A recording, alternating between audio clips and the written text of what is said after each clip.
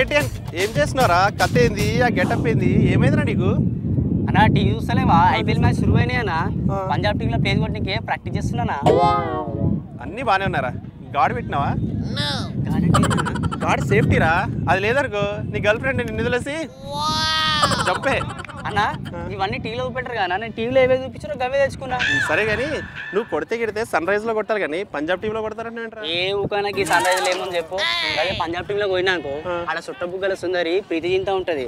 ఆమె సిక్స్లు సెంచరీలు కొట్టిరనుకో హగ్గులు ఇస్తుంది, కిస్సులు ఇస్తుంది, అన్ని ఇస్తుందన్నా. మరి ఇక్కడ దాదేవర్రా? దాదా నువ్వే. ఆ ప్యాడ్ నాకట్టు నేను ప్రాక్టీస్ చేస్తా, ఆ ముద్దు నేను కొట్టేస్తా, సెకండ్ నీకు.